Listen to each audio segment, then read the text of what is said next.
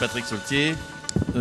J'habite à côté de Rennes, à Plélan-le-Grand, dans une commune rurale où ça fait maintenant une dizaine d'années, avec les habitants. En 2004, nous avons créé une société. Nous sommes partis dans le développement d'un parc éolien sur notre commune. Et nos machines tournent depuis fin 2008. Donc en 4 ans, on a réussi à construire nos machines. Et aujourd'hui, j'en assure l'exploitation, et toujours avec une gouvernance locale. Et c'est comme ça que je suis arrivé sur un autre projet de territoire, qui se trouve finalement, si on regarde bien, au centre du monde. Et si on continue, centre de l'Europe, même de la France, et si on regarde bien, centre de la Bretagne. Alors je le dis un petit peu sous forme de boutade, mais l'idée, si on regarde bien la Bretagne, elle a une force extraordinaire, c'est qu'elle est entourée de mer. Et quand on réfléchit sur l'énergie, il est essentiel de ne pas oublier la mer, notamment, et il y a des études qui sont faites qui montrent qu'en utilisant l'énergie de la mer, on pourrait subvenir à l'intégralité des besoins, au moins en électricité, de la région Bretagne. La Bretagne vit aussi énormément avec la mer, peut-être un peu moins ces dernières années, mais il y a un avenir extraordinaire pour la mer, notamment quand on parle de transport. Il y a un géographe breton qui a fait des prospections sur l'avenir. Les transports maritimes devraient quand même prendre énormément d'ampleur. On peut trouver des moyens propres.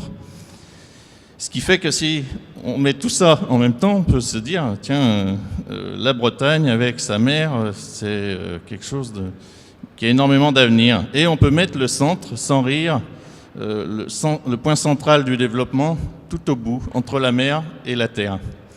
Il se trouve que sur l'étoile, là, c'est en effet l'île de Sein. L'île de Sein, donc, à 6-7 km de la pointe du Raz. Donc, le Finistère, c'est déjà le bout du monde, et l'île de Sein, c'est le bout du monde. Hein. Mais si on réfléchit vraiment avec les ressources que l'on a localement, eh bien, c'est peut-être pas tant le bout du monde que ça. Alors, comme disait Yannick, la question des îles. Je reprends l'anecdote de Madame Robin qui a fait le film Sacrée Croissance et qui, dans ce film, un des exemples qu'elle a filmé, c'est l'île de Samsø au Danemark, où ils sont arrivés à produire plus d'énergie qu'ils n'en consomment. Et tout ça en partant aussi de particuliers qui se sont mis ensemble avec ce qu'elle appelle héros locales, et pour faire un projet. Et ils sont arrivés à plus de 100% d'énergie renouvelable, donc local. Et souvent, ils ont un centre, aujourd'hui, ils ont un centre formation, etc. Ils ont énormément de visites d'autres territoires européens. Des fois, on leur pose la question, vous, c'est facile, vous êtes sur une île. Mais comment on fait, nous, à l'intérieur, pour faire ce type de projet? Et la réponse, que je trouve très intéressante, c'est imaginez que vous êtes sur une île. Parce qu'on se met à réfléchir sur la transition énergétique, il faut quand même bien se mettre d'accord au départ sur le périmètre. Et il faut essayer, à l'intérieur de ce périmètre, de bien connaître notre besoin.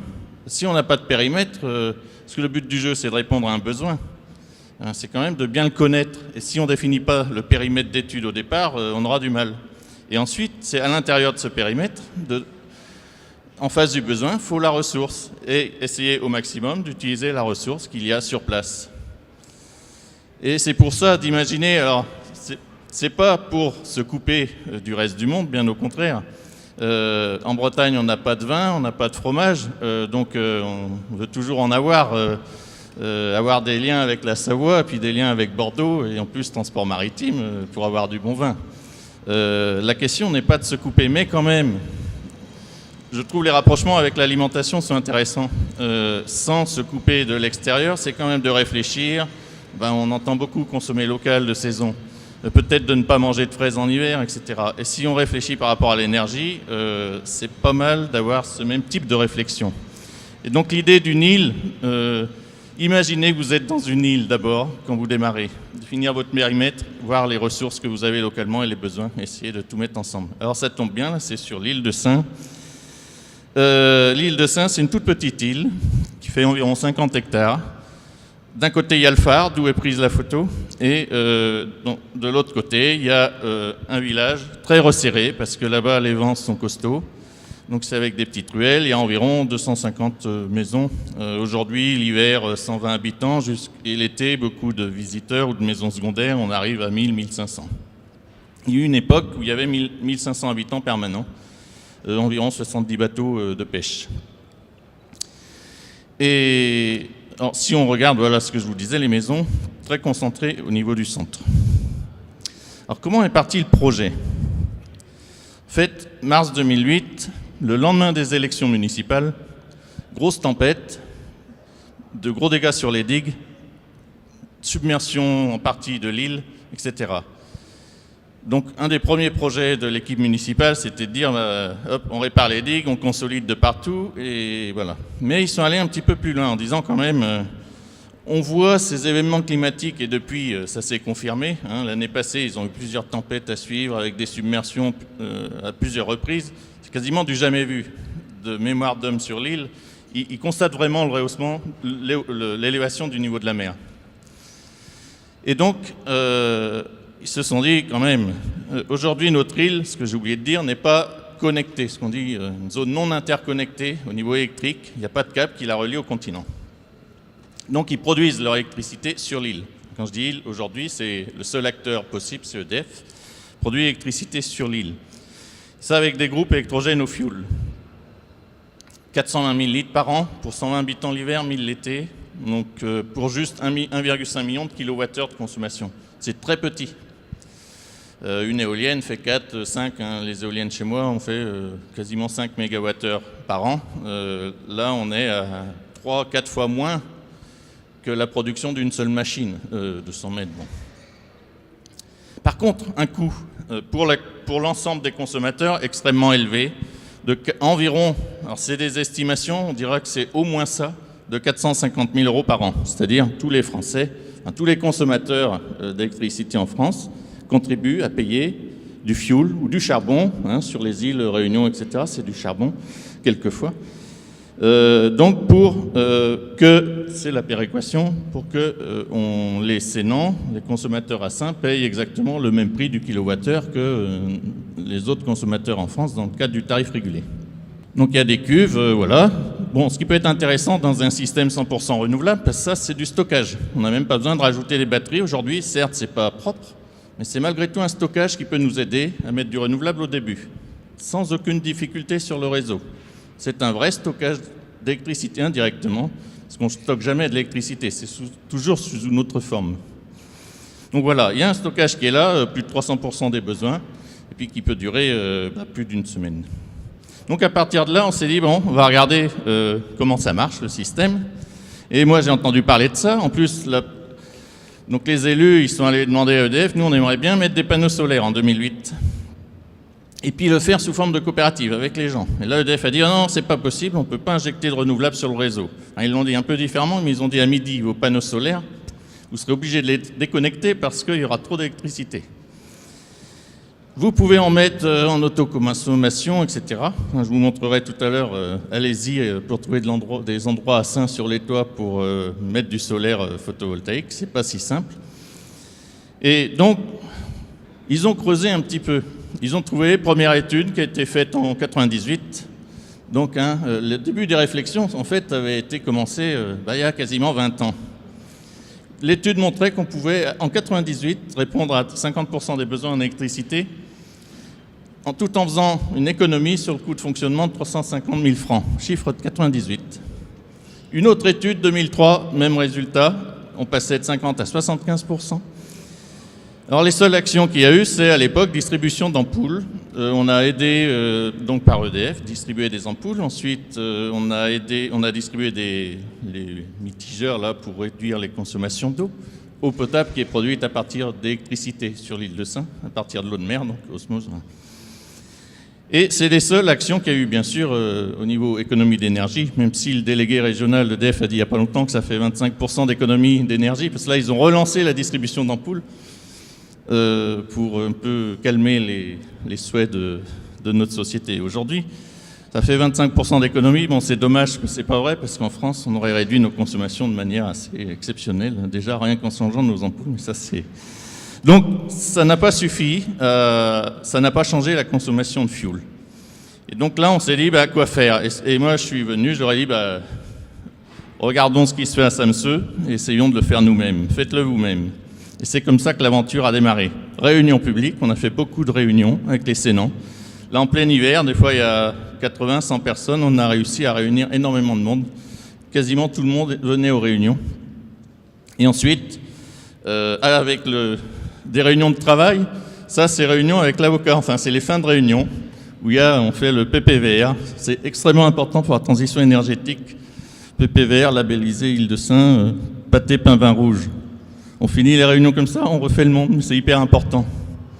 C'est ça aussi la transition énergétique, parce que c'est le local, c'est aussi des relations humaines, c'est des aventures humaines, etc. Et ça, on en fait souvent. Là, c'était à l'issue d'un groupe de travail sur les statuts. Quelque chose de costaud, l'avocat était venu, et on a réussi donc à mettre des clauses dans nos statuts pour que le local conserve la gouvernance, quel que soit ce qui arrive. Et là, c'est la création de la société officielle en juillet 2013. Donc on a mis en gros 2 ans pour faire ce travail, pour arriver à la création de la société. Là, c'est les séances de signature, on avait plusieurs tables, boum, on signait tous les statuts, machin, les paraphes de toutes les feuilles, bon. Donc voilà, on est arrivé à la création de cette société, Île-de-Sein Énergie. Donc là, j'en suis le directeur général. Je suis un peu la cheville ouvrière de ce projet qui est mené par les habitants. On est arrivé à 70 associés, et dont 40 Sénans, ce qui est très important par rapport à la population. Je sais, on ne va pas dire on est les seuls, mais il y a en tout cas extrêmement peu de sociétés qui a une telle participation de la population et avec la gouvernance. Et dans le domaine énergétique, c'est peut-être encore plus rare. Et l'objectif, il est très simple. Il correspond d'ailleurs à un souhait des élus, une délibération des élus, à l'unanimité qui a été votée en juillet 2012, c'est d'arriver à couvrir l'intégralité des besoins en énergie. C'est vrai que sur Saint, on va parler beaucoup d'électricité, mais la configuration locale fait que c'est un des seuls endroits, par exemple, où je ne suis pas contre à tout prix au chauffage électrique. D'autant que le chauffage électrique, c'est en hiver. À Saint, ce n'est pas le froid, mais c'est le vent. Vous voyez toujours, tout de suite.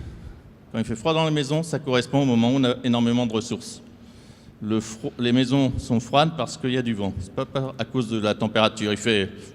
Il gèle, mais j'ai vu une fois, mais les Sénans disent qu'il ne gèle pas, mais ça peut arriver qu'on est à moins 0 quelque chose. Bon.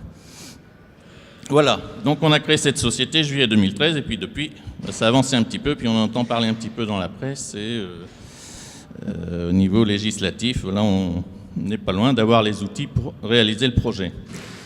Petit mot quand même sur la gouvernance, j'en parlais. Il y a un conseil de direction, 8 personnes.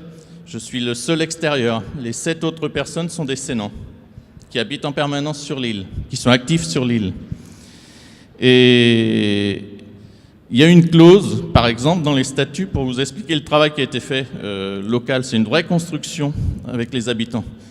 Il y a une clause qui a été trouvée lors d'une de nos réunions, par une personne d'ailleurs qui n'est même pas dans la société, qui habite toujours Saint mais qui n'a pas pu investir, qui s'installait. Parce que c'était pas facile de dire, on veut que la gouvernance soit locale, mais comment on fait?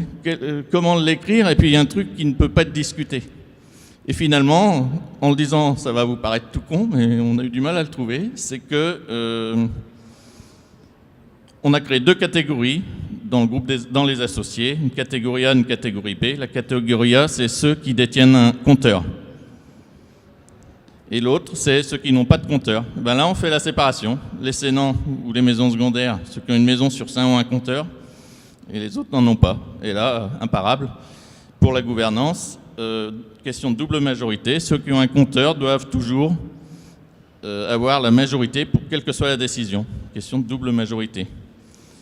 Et donc, même s'il reste à 40 avec un compteur et qu'on a 1000 actionnaires en tout, aujourd'hui, il faut qu'on ait 21 parmi les 40 qui soient d'accord pour les décisions, même s'il y en a 900 en face qui disent non, qui veulent faire telle ou telle chose. Et ça, c'est des points, par exemple, qui ont été trouvés dans le groupe. Alors, le projet est extrêmement simple. Aujourd'hui, CSPE, solidarité ou péréquation, bon, c'est 450 000 pour le fioul, intégralement utilisé par EDF pour le fioul.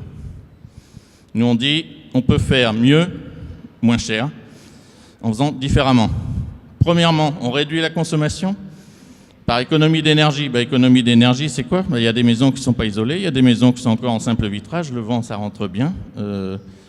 Plutôt que d'acheter du fioul, aidons les personnes à remplacer leurs fenêtres. Dans un système qu'on ne connaît pas, dans un système qui est à inventer, avec les Sénans. Ensuite, on va arriver sur du pilotage. Alors tout ça, ça se fait peu à peu. Avant, c'est étude des besoins, voir par quartier, etc., qu'est-ce qu'il faut faire. Et puis ensuite, on part sur les énergies qui existent. Et on garde toujours les groupes. Mais le but, c'est de les utiliser peu à peu qu'en secours. Peut-être après, on se mettra sur du stockage ou à voir. On supprimera totalement le fuel, mais on se dit, c'est pas avant 10, 15 ans. Et on continue, c'est en plusieurs étapes, et on utilise le plus possible les ressources que l'on a, et on réduit le plus possible les consommations, ce qui augmentera par ailleurs le confort. Tout cela, un coût pour la collectivité qui finalement sera réduit. Aujourd'hui, c'est impossible de faire ça. La loi le permettrait, sauf qu'il faut bien comprendre, et ça c'est logique de la part d'EDF depuis Paris, c'est impossible à faire un projet comme ça, parce qu'il faut vraiment aller maison par maison. Qui mieux que des acteurs locaux, que les habitants eux-mêmes pour le faire? On comprend qu'une multinationale ne puisse pas. Donc là, c'est le soleil qui se lève, journée ensoleillée sur Saint, il y a de la ressource, le solaire. D'ailleurs, il y a un microclimat, il y a plus d'heures d'ensoleillement sur Saint que sur le centre-Bretagne. Parce que il y a le vent, je ne sais pas trop, il y a des phénomènes climatiques qui font, et d'ailleurs c'est vrai que moi je fais 200 et quelques kilomètres pour arriver à prendre le bateau depuis chez moi. Ça arrive qu'arriver sur la côte 5 kilomètres avant, j'avais les essuie-glaces sur les 200 et quelques kilomètres, et j'arrive là, boum, soleil. Alors c'est très agréable, mais c'est ma compagne qui rage parce qu'elle est sous la pluie, et moi j'ai un soleil avec la mer bleue. Bon. Il y a aussi, donc bien sûr, ceux qui font de la voile, etc., où les marins connaissent bien, le raz de Seine, énormément de courants, énormément de vagues, donc de la ressource. Alors, à Seine, donc, je mets quelques vues de Seine parce que, au départ, il y a des gens d'EDF qui, depuis 2008, ont dit, déjà, on supprime le chauffage électrique. Ah oui, bon, on met quoi? Regardez la largeur des ruelles. Regardez aussi le nombre d'arbres. Et regardez l'exposition des toits. On ne peut pas, ici, mettre une solution qui est valable dans la plupart des autres territoires français. Impossible. Et si on regarde bien, finalement, ça, c'est pas spécifique à Saint. Là-bas, c'est encore plus visible. Mais un peu partout, les territoires ont leur spécificité. Dans le Méné, c'est l'agroalimentaire qui bouffe énormément d'énergie, mais qui en plus, ils en bouffent beaucoup, mais ils fournissent aussi de la matière pour en faire. À ma ville, enfin à côté à Rennes, c'est Peugeot, le très gros consommateur. Donc il y a de partout des spécificités. Donc là, les spécificités, c'est ça. Depuis un bureau à Paris ou même à Quimper, on a des gens de Quimper qui disent « Ah, chauffage électrique, non. Oui, bon, viens voir sur l'île. Comment faire pour amener du gaz dans les maisons avec les bonbonnes de gaz pour chauffer, c'est quasiment impossible, d'autant que la population est âgée. Il y a quelques endroits où on pourrait faire ou granuler ou autre, mais il faut organiser un système de distribution de granulés. Parce qu'il y a beaucoup d'anciens, des gens de Saint qui vont faire leur vie ailleurs et qui reviennent pour passer toute leur retraite, 20-30 ans. On ne peut pas imaginer qu'ils vont avec leur brouette prendre leur sac de granulés, par exemple. Le fioul, c'est impossible. Il y a quelques maisons au fioul, mais c'est celles qui sont sur la route du phare. Donc pour dire que, et ça c'est quand même vrai pour beaucoup d'autres territoires, il faut réfléchir avec l'existant. On ne peut pas mettre des solutions toutes faites. Alors c'est le truc qui est passionnant quand on travaille dedans, dans le renouvelable, mais c'est le truc qui est extrêmement compliqué à faire pour un grand groupe. On ne peut pas faire du copier-coller, impossible. Si on veut vraiment aller au fond, nous on veut aller au fond, on dit 100%. On ne dit pas positif. Encore que ça serait un rêve d'imaginer donner de l'énergie au bateau qui fait la liaison avec l'île. Et puis pourquoi pas d'imaginer des bateaux au gaz plus tard qui serait produit avec nos surplus de courant. Vous voyez, il y a des trucs, on pourrait imaginer un peu positif, mais il n'est pas question, par rapport au coût, à la grandeur de l'île, de raccorder au continent et donc de pouvoir expédier du courant comme ils l'ont pu le faire à Samsø. Donc là encore, c'est des spécificités. Voilà. Donc, bon, réunion de travail, toujours, on en a fait énormément. Dans notre équipe, il y a le pêcheur de l'île, il dit j'ai jamais autant perdu de jours de pêche depuis que la société est créée, mais il est quand même content parce que c'est une vraie aventure, un vrai combat, et qu'on sait que c'est pour l'avenir. Pour une île comme ça, aujourd'hui, sont 65% de maisons secondaires. Ça devient très critique parce que, et c'est normal, service public, mais transport aujourd'hui, pour aller sur l'île de Sein, c'est très subventionné par le Conseil général. Là, ce n'est pas un service d'État, c'est le Conseil général qui gère les déplacements vers les îles. Eh bien, s'il n'y a que des maisons secondaires, le prix du bateau va doubler ou multiplier par 3, etc. Les écoles, il y a quelques élèves sur l'île, mais s'il n'y a plus de résidents permanents, l'école, le boulanger, etc., ça saute. Il n'y aura plus d'aide, ce qui est aussi normal, mais ce que je veux dire, c'est que créer de l'activité sur l'île, c'est important. Aujourd'hui, on brûle 450 000, on brûle le fuel pour 450 000 €, aucun emploi, même pas le camion. Le chauffeur du camion qui vient une fois par semaine, même lui, n'est pas de l'île. Et nous, société locale, gouvernance locale, le souhait est très fort d'avoir de l'emploi sur l'île. Et si on met du renouvelable, ça, il y a quasiment toutes les études, et d'ailleurs on traverse la frontière, on le voit très vite, c'est beaucoup d'emplois, et d'emplois locaux. L'énergie, elle est là, on ne va pas la chercher ailleurs, et donc il faut maintenir les machines. En plus, si on part sur l'hydrolien, ça peut être des zones de test, etc. Ça veut dire de l'activité. Sans compter que derrière, on a peut-être des fois trop de courant, du courant pas cher, on ne sait pas, on peut imaginer peut-être des activités derrière. Et ça, pour l'île, c'est un vrai projet de territoire. C'est aussi l'autre intérêt quand on part sur la transition. Ce n'est pas qu'une transition énergétique. On est sur une transition, mais même d'un mode de vie presque aussi, mais aussi sur toute l'activité économique, etc. En plus, si on fait un projet comme ça, avec les habitants qui se regroupent, je l'ai vu déjà dans ma commune à Plélan, où on n'est pas du tout sur les mêmes enjeux pour le territoire. Mais quand même, derrière, ça donne de l'espoir, et on se regroupe et on fait des choses. On n'attend pas que ça vienne d'ailleurs, et là je trouve qu'en ce moment, ça serait vraiment intéressant qu'on ait un peu d'espoir et que les gens refassent des projets chez eux. Ça changerait tout. Et ça, c'est pas que dans l'énergie, mais quand on parle de transition énergétique, on aborde finalement tous ces aspects. Voilà.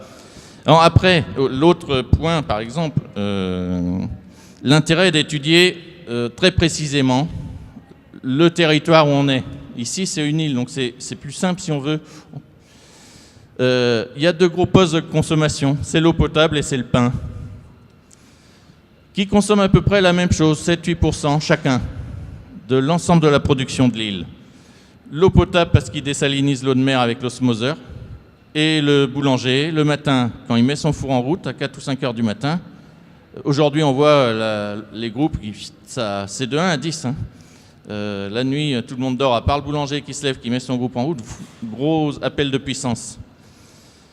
Si on veut arriver sur un système renouvelable, il faut absolument, c'est presque une chance d'avoir ça d'ailleurs, on va mettre l'osmoseur en route quand on a de la ressource. Ça paraît très simple, mais ce n'est pas fait aujourd'hui. Et aujourd'hui, un acteur qui vient, qui dit je veux produire du renouvelable, le gestionnaire actuel du réseau, il dit non, on ne change rien, les heures creuses, c'est toujours les mêmes heures. On ne sait pas pourquoi. Sur l'île de Sein, il y a les heures creuses, alors qu'on m'explique pourquoi, là. Ça s'explique sur le continent. Pour le système de production que l'on a, les heures creuses, c'est la nuit, parce que le nucléaire, on peut pas... Il est intermittent comme le vent, hein, le nucléaire, par rapport à la consommation. Le nucléaire est intermittent par rapport à la consommation. Il faut bien avoir ça en tête. On a exactement le même problème. Le problème, c'est qu'il faut de la production au moment où on a le besoin. Il faut relier les deux. Le besoin, il n'est pas stable. Le besoin, il est comme ça. Et ça, c'est dur pour le nucléaire, c'est dur pour le renouvelable de faire en sorte que ça corresponde. Et là, sur l'île, on a une occasion en or pour réfléchir là-dessus. Mais si le gestionnaire du réseau dit non, comme il dit aujourd'hui depuis 20 ans, impossible.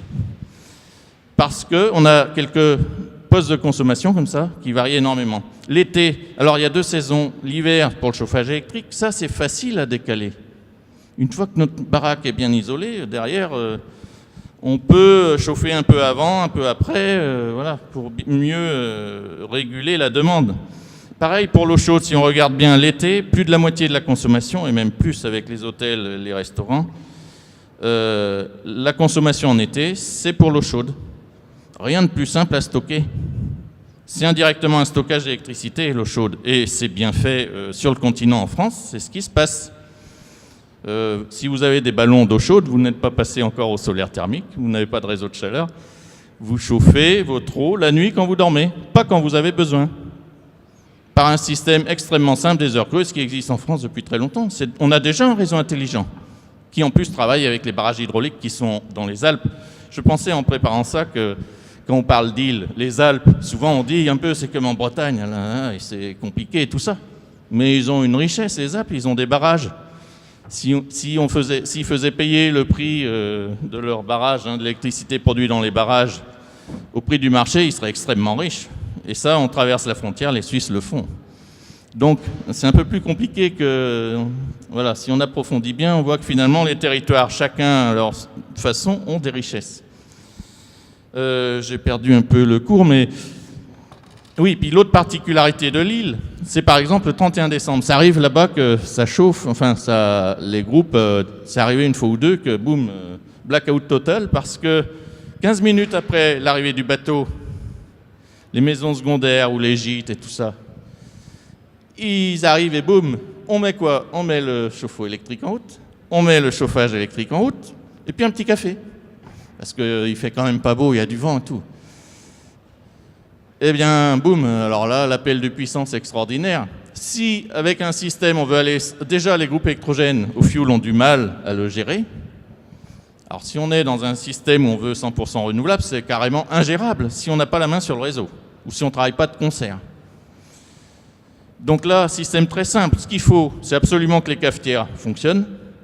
Par contre, le chauffage, le jour où on commande son billet de bateau, il faut que l'information soit donnée au régulateur, au réseau. Et voilà, on gère. On chauffe l'eau 2-3 jours avant. On fait le gros appel de puissance, au moins pendant la marée. La marée qui n'est pas nécessairement au moment où il y a le bateau. Je dis la marée parce que les hydroliennes. Ça, c'est très simple à gérer. Mais il faut maîtriser le système. Et il faut maîtriser le système surtout parce que le territoire est extrêmement petit. Sur le continent ici, c'est beaucoup moins nécessaire déjà parce qu'on n'est pas à 100%. Il y a encore du travail à faire. Mais surtout parce qu'il y a du foisonnement. Le boulanger sur le continent, quand il met en route, ça s'équilibre parce que, il y a beaucoup d'autres. Il y a du foisonnement tant du côté de la production que du côté de la consommation. Pas si c'est. Et ça, c'est drôlement important, ces réflexions. Et je pense qu'on est vraiment dans l'avenir. Quand on parle réseau, les smart grids, c'est réseaux intelligents, réseaux communicants, c'est surtout relié production-consommation. Et ce n'est pas que faire bouger la production, c'est aussi faire bouger la consommation. Comme d'ailleurs, on sait le faire. Tous les outils technologiques existent pour ça. Donc voilà, intégrer la population, oui, parce que ça peut demander des petits changements de comportement. Mais à Saint, ça tombe bien, ils sont un peu habitués. Avant, les femmes repassaient quand il y avait du brouillard. Pourquoi? Parce que quand il y avait du brouillard, on mettait la corne de brume en route. Et donc, on mettait les groupes électrogènes en route. Eh bien, elles rentraient des champs pour aller faire le repassage quand il y a du brouillard. Ils ont déjà cette habitude. Eh bien, on va faire un petit pas supplémentaire. Là, ça va être mettre en route peut-être la machine à laver, ou ça se fera automatiquement. Ça existe, je l'ai vu. Il y a des pays où ça peut se faire déjà. Voilà. C'est toutes ces... Alors, venons-en un petit peu à solidarité entre les territoires dans le domaine de l'électricité. Parce que là, c'est vrai, on parle d'électricité. Pour ça, c'est l'ensemble des énergies, mais ce n'est pas vrai partout, loin de là. Bon, il y a deux choses principales, je dirais. La CSPE, on entend beaucoup parler pour le renouvelable, mais là, à ça, on constate que finalement, pour l'ensemble des îles non interconnectées, c'est 30% de la CSPE, quasiment, 26,7 je crois en 2014, qui représente 1,67 milliard, qui sont partis en fumée par le fioul et le charbon. Et la moitié de vos factures environ, ça va pour le réseau, avec deux taxes principales, mais il y en a d'autres, le TURP et le FACÉ. Si on regarde un petit peu la CSPE, donc j'ai commencé à en parler, ça c'est le rapport de la CRE repris par Mediapart. La CRE, c'est la Commission de régulation de l'énergie, l'autorité de contrôle. 30 milliards ont été dépensés, dont les 2 tiers ont été pour les hydrocarbures, dans le cadre de cette fameuse péréquation. Donc pour les îles. Et ces 12 dernières années, ça représente 10,8 milliards pour le fossile, seulement 7 pour le renouvelable dans ces îles-là. Et aujourd'hui, ça va quasiment intégralement chez l'opérateur EDF. Alors je ne dis pas que c'est du bénéfice, ils ont une marge dessus normale, mais voilà. À Saint, tout est pour le fioul. Et aujourd'hui, il n'y a aucun intérêt par ce système de CSPE. Au contraire, si on réduit la consommation de fioul, ils vont toucher moins de CSPE. C'est un système très pervers, il fait l'inverse de ce qu'on voudrait. Le pire, enfin, l'exemple que l'on prend souvent, parce qu'on dit souvent, nous, on ne veut pas être Saint-Pierre-et-Miquelon. Saint-Pierre-et-Miquelon, c'est l'entreprise cadran. Vous pouvez rechercher, il y a le communiqué de presse qu'ils ont fait sur notre site, etc. Bon. En 2000, ils ont installé 10 éoliennes, entreprise privée, tout comme EDF, mais ils ne gèrent pas le réseau, à différence d'EDF. En 2000, 10 éoliennes ont été installées de 60 kg. La précision 60 kW est importante parce qu'il y a des groupes électrogènes à Saint-Pierre-et-Miquelon qui font 50 kg. On voit très vite que si la machine, l'éolienne, fonctionne à pleine puissance, il suffit d'arrêter un groupe et c'est bon. On peut l'intégrer sur le réseau. Le prix de revient du kilowattheure, 12 centimes sur l'île de Saint-Pierre-et-Miquelon et coût de revient du fioul, 35 à 40 centimes. Or, dans l'usage, il y a une règle qui est utilisée d'avril 2008, vraiment. Un arrêté qui dit qu'on ne doit pas injecter plus de 30% de puissance active renouvelable sur le réseau à l'instant T, bon. Qui ne tient pas. La route, enfin, techniquement, on peut faire différemment, mais l'usage du fioul est privilégié. On préfère, enfin, le gestionnaire du réseau actuel continue à laisser tourner ses groupes et demande l'arrêt des éoliennes. Ce qui fait qu'à force, chaque année, les éoliennes produisaient, d'après Cadran, la moitié de leurs possibilités. Clé sous la porte, ils ont démoli les éoliennes, là, il y a un peu plus d'1 an. Perte financière, enfin surcoût, disons, pour la CSPE de 350 000 €.